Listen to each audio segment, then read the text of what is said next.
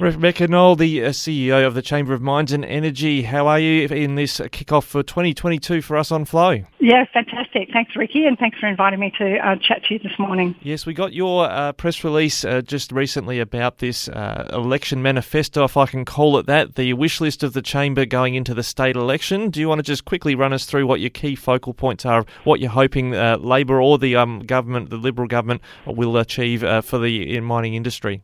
Yeah, absolutely. And Ricky, we've consolidated into 5 pre-election priorities, as we're calling them. The focus is very much on impactful, strategic and long-term outcomes that remove impediments to growth for the resources sector, address long-standing structural challenges for development and improve regulatory frameworks. Now, of course, when the resources sector does well, so too does the rest of the country, and we know that from our economic contribution work that was undertaken last year, which really drives home the point that whilst our operations might be located in the regions, they have a whole of state impact. And that's true for these election priorities that we've put forward too.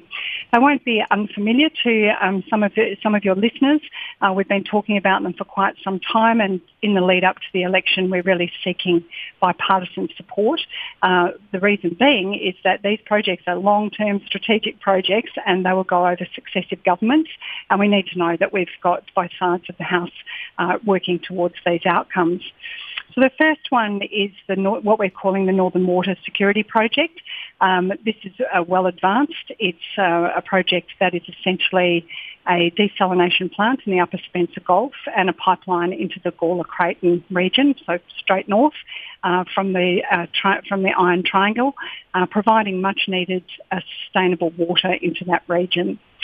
The second one we've got on our list is what we're calling an energy transition roadmap.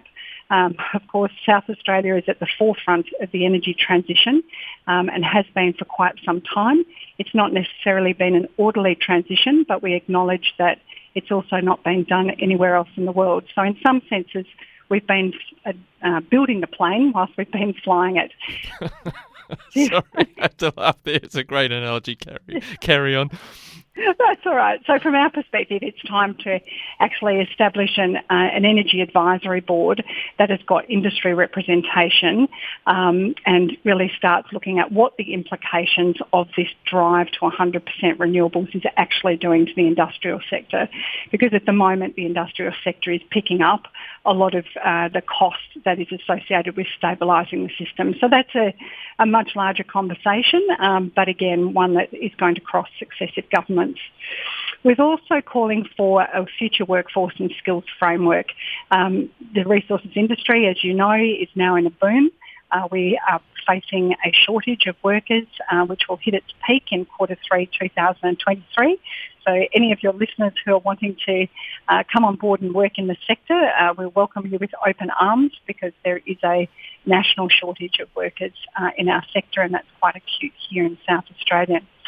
The resources sector is pretty good at mapping its future workforce requirements, and we recognise that some of the other sectors are not as sophisticated in this space, but we're really calling on the government to develop a framework that maps workforce requirements across all the key industry sectors, so not just the resources sector, and then implement measures to best meet immediate and future workforce needs.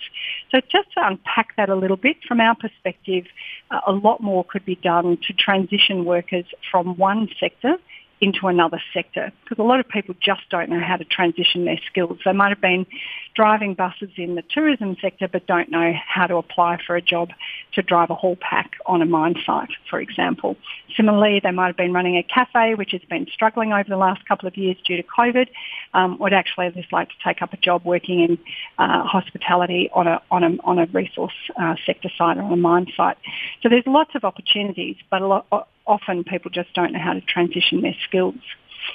Our fourth call is infrastructure corridors, and this work again is well advanced but needs to have support of both sides. Essentially, Ricky, for your listeners, just to get a concept of what we're talking about here, it's a bit like reserving land for a future highway. But what you would put in that land is all the infrastructure requirements to go out to some of our key regions, which are not being developed because they've got all of these infrastructure impediments, and the key one being access to corridors. Yeah, and I think on that front today, later this morning, the state government will be turning the first sod on a duplication of the Augusta Highway, for instance. I imagine the kind of thing you're talking about is reserving or acquiring the land necessary for that sort of corridor to happen in future, so you don't end up with a bit of argy-bargy when you want to do that close to the date. Yeah, 100%, Ricky. Absolutely spot on. And whether it's roads or electricity corridors or pipelines, so it's all of that major infrastructure that you're going to need when you're opening up a new province. So, yeah, 100%. And our final one, of course, is land access, a perpetual problem for the resources sector and indeed for South Australia, and we're calling for continued bipartisan rejection of a landowner right to veto and no new moratoria to be introduced into South Australia. And we can, unpack that one as well. Yeah, I'd like to unpack that one, but drilling backwards a bit first to something you mentioned about the renewables sector. There's been all this talk about rare earths and the opportunities for those. I think if I picked up the mention previously correctly, there's a fair prevalence of those rare earths in farming land as opposed to maybe remote parts of South Australia. Have I got that right, and is that going to bring this issue to the fore about landholders' right to veto? Yeah, you're 100% right, Ricky. A lot of those critical minerals are located in farming land. We also have a strong history here in South Australia of working on agricultural and farming land. It's not new. It's gone on for many, many years, and there are many fantastic examples of where miners and farmers have worked well together. There is, of course, been a couple of not such great examples, and they unfortunately dominate the space. But we have had a change to the Mining Act, which took about 3 years to bring all of those changes to the fore. That was introduced last year and has been rolling out and taking time to embed, and we're just calling on the government to recognise the substantial amount of work that was done by both the agricultural sector and the mining sector to bring that new Mining Act in the refreshment of that Mining Act to the fore, and we need time for that new legislation to embed.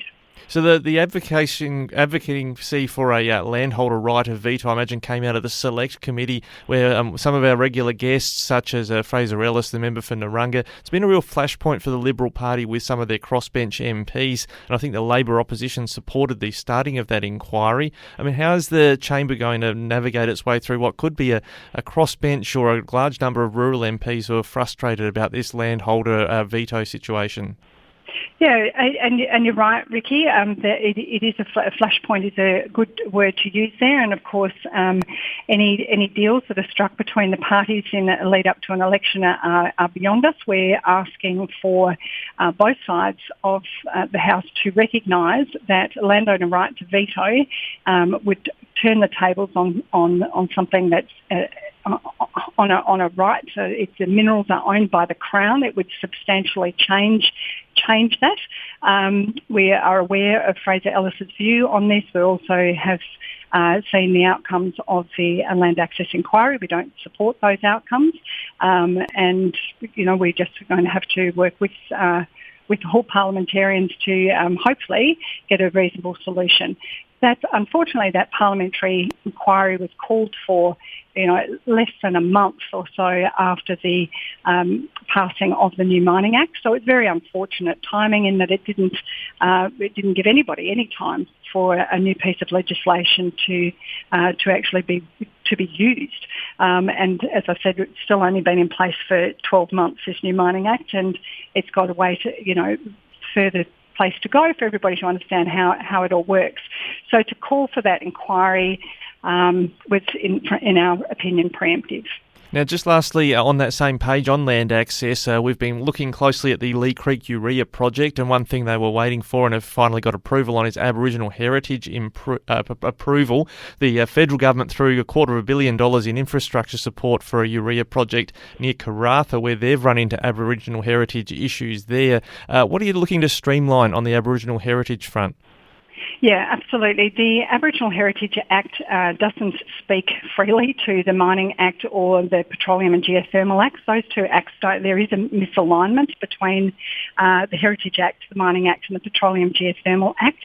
So it continues to result in legal uncertainty with regard to agreements for work area clearances and cultural heritage surveys, as they have no formal legal status under the Aboriginal Heritage Act. So they are occurring, but they've got no formal status. So we're seeking to get some of those abnormalities sorted out. All right. Well, there's a whole lot you've mentioned before that we could also talk about, like reskilling Australians into mining jobs. But we've run out of time here. We'll check back in with you before the election. Rebecca Knol from the Chamber of Mines of Energy, thanks for joining us again today. Thank you.